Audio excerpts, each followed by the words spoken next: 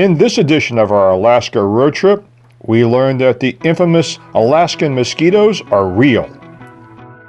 Miriam explores her new hobby of author stalking. We cook dinner in a parking lot waiting for the Alaska Ferry. Miriam considers her new sleeping arrangements, then wanders into the men's shower area. Our credit card gets hijacked, and much more.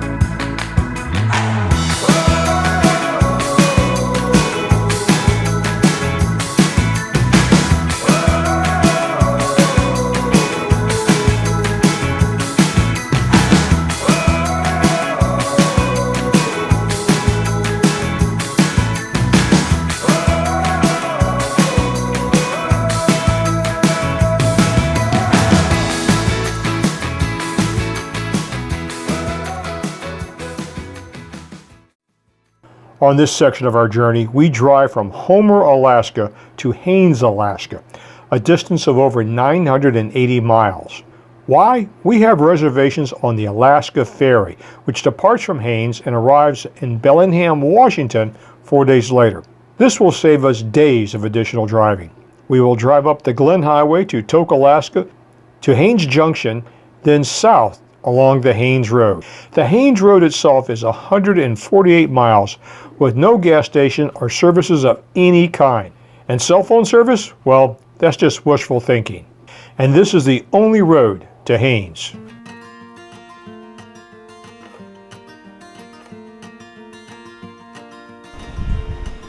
You know, when they named this town Glacier View, they weren't kidding, were they? Although it's still some distance away, but the thin white line is a massive glacier. It's just some distance away that just continues up into the mountains for a significant mileage. See if I can get some more information and plug it in here. Yeah. Meanwhile, I want to show you where we're staying at. We're on Alaska 1 between darn float planes are everywhere. They're like mosquitoes. Between Anchorage and Tok, heading back up towards Tok tomorrow.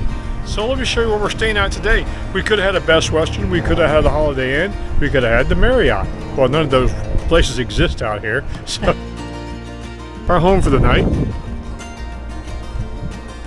Little cabin. And this appears to be a common accommodations available in the backcountry in Alaska. Seating area, kitchen area, dining area, and it's actually heated with a gas fireplace. Single bedroom.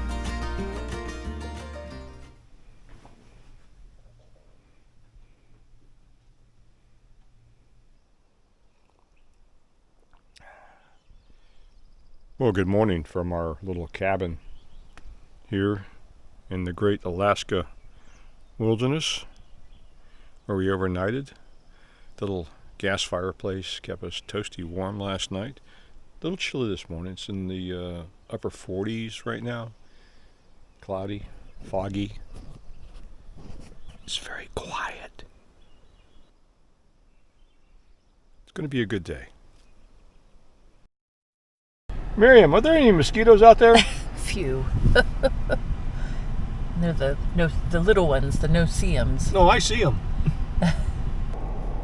Well, we pulled off the side of the road on the way to Tok to have a little picnic lunch, and we engaged in mortal combat. It was a life and death drama, I'm here to tell you, against us versus a herd of mosquitoes. I know the word herd is reserved for large creatures. Yeah, they fit here. So you're telling me there are some waterfalls down here that's worthy of the hike to go see? Yes, the pause that refreshes.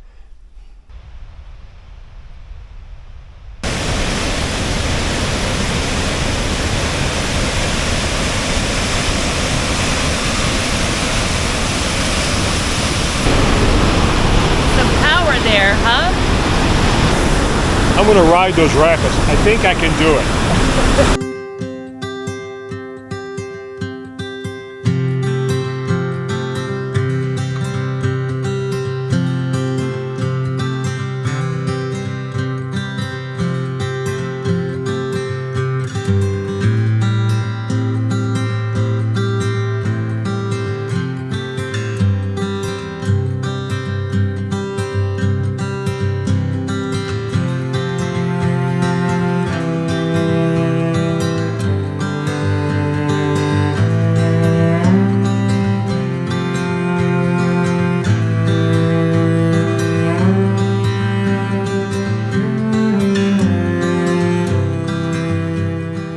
We crossed the U.S. border and back into Alaska. A few miles later, we arrived in the town of Haines. The only way to get to Haines is by the Haines Highway, which is often closed in the winter, by airplane from the small town, or by ferry. Located on the edge of town is the Southeast Alaska Fairgrounds, which is also the home of a movie set from the 1989 Disney movie White Fang. Disney left the set intact and turned it over to the town. The town now uses it for small businesses and a location for the annual Salmon Barbecue Festival. Miriam suggested we attend. I'm not fond of large crowds, and soon learned that my fears were rather unwarranted. And the fresh salmon was very good.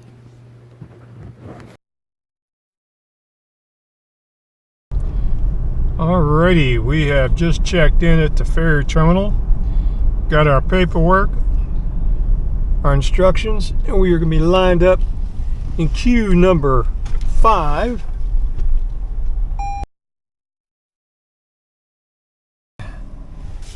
What do you think, Miriam?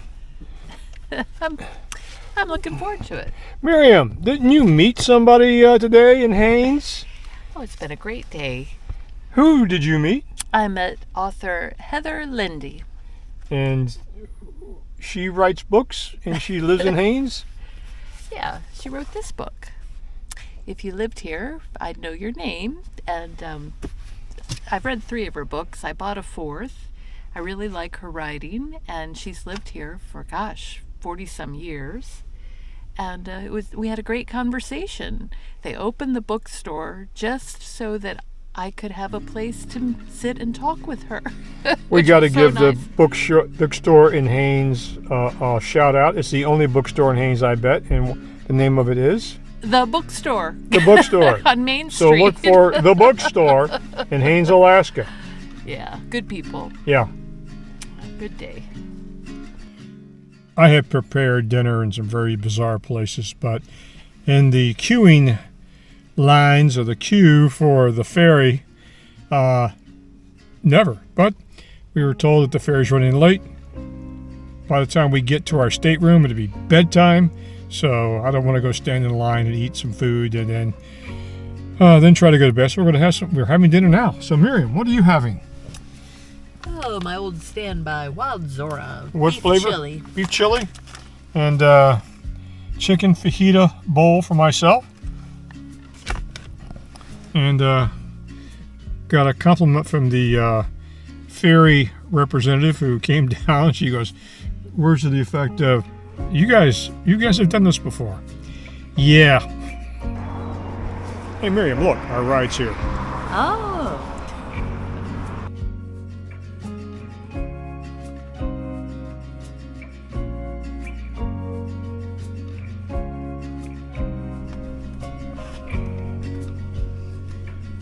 Well, after a little bit of a delay, how many hours was the ferry late, Miriam?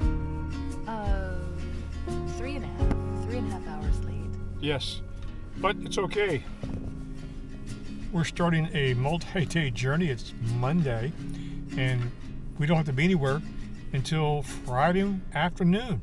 So be at Bellingham, Washington, 50-mile drive over to where we're going and off of, next to Vancouver. So the only thing we gotta do is wait for our turn to get onto the boat. Country lanes and coastal plains, endless views that we're passing through, making our way to a distant place, just us two, somewhere new.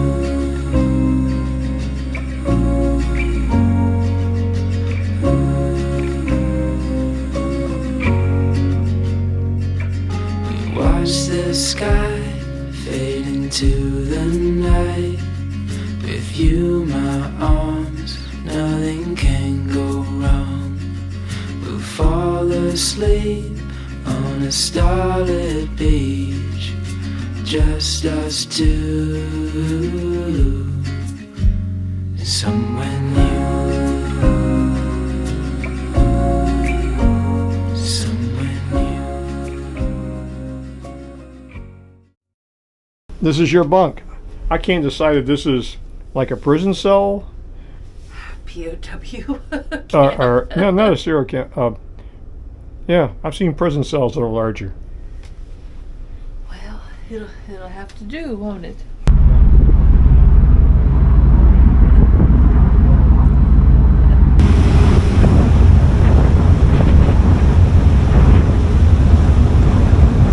Miriam, do you like my version of a luxury Alaskan cruise? I think you and I define cruise a little bit differently. Are we on a boat? And is it moving? We're cruising. That's true. I think it's a boat trip.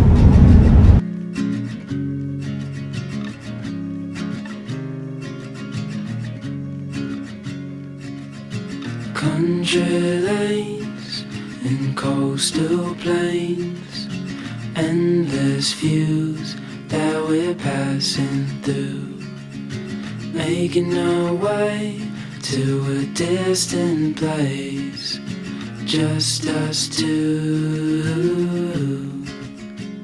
somewhere new.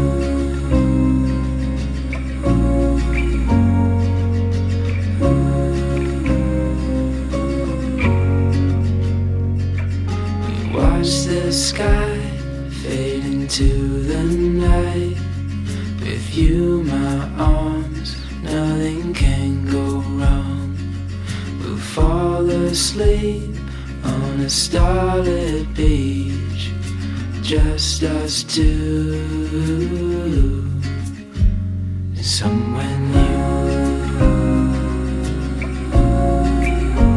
somewhere new.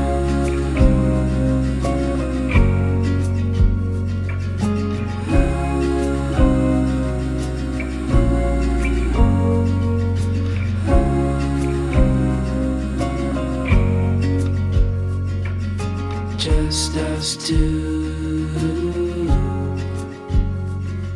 I'll follow you to somewhere. It's Thursday, our last full day at sea. And Miriam is, we don't have any shore excursions today, and Miriam is doing laundry. And she just came in and told me she has a story. So every day has been a learning experience on this boat, this ferry. And, it's not been bad as we like to think. We're training in case we ever decide to travel in a van. This is good training for that. But, the task today is to complete laundry. So I had noticed, because we've been doing walking laps around the boat just to get a little bit of exercise, I noticed that there's a laundry one level up.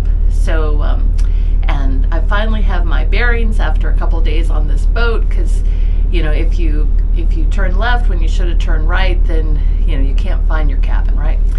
So we had walked past this laundry facility several times. So I felt certain that I knew where it was, we're good to go.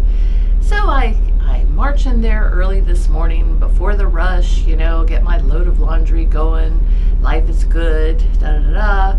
Go back, my wash has finished, I'm ready to put it in the dryer, when this gentleman approaches me and he says, "You do realize this is the men's shower?"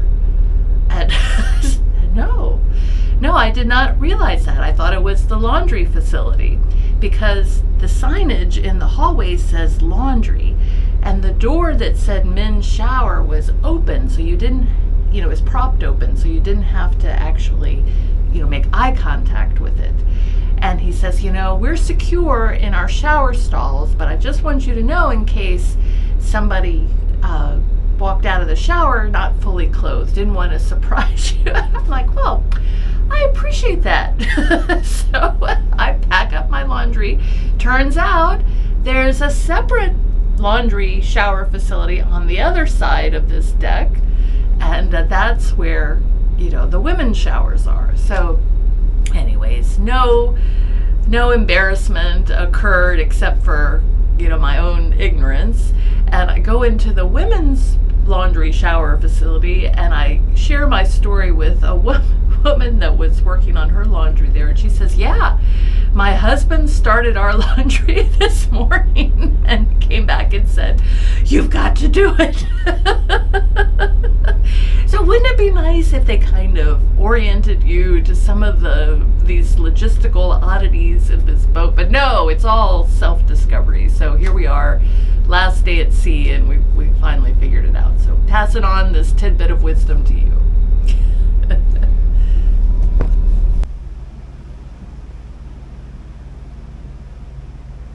Well, this was inevitable. Fortunately, I had anticipated it and have a plan in place. So, what's going on? Now that we're on the boat, we have some downtime to do laundry. It's hanging over our heads and everywhere. Going through my bookkeeping, keep up the expenses to make sure everything's square. And I found a bunch of random transactions from my company I've never heard of before. They're on my credit card. Significant amount of money, but we're at a cell phone range. We're on a ferry in deep water, so getting cell phone coverage is almost impossible. Even Wi-Fi calling won't work when we're out at sea, even though we do have some internet coverage. But anyway, another story. We got enough phone coverage, cell sites, because we're getting close to Vancouver, and I went and called my credit card company, and they said, yes, we see a bunch of them. We have flagged your card and it's frozen. Fortunately, we have backup cards because we anticipated this, and I have no idea who this company is. It's just an interesting set of transactions, four or five transactions. And see, the problem is we're using a charge card for everything for the trip. More transactions than I would typically do at home. And with limited access to the internet, it's hard to go through and review everything. So, interesting this happens while we're in the Great North with no internet coverage. So, I told my credit card service provider, I said, if the phone call ends abruptly, it's because I'm on a boat in the middle of the ocean going from Alaska to Washington State, and as she was pulling up the information, the line went dead. Of course, we lost our cell coverage. So we are in communications. My card is frozen, so they can't do any more. So we've stopped further damage, but I'd like to get my hands around the throat of the people who actually do this. It'd be very satisfying.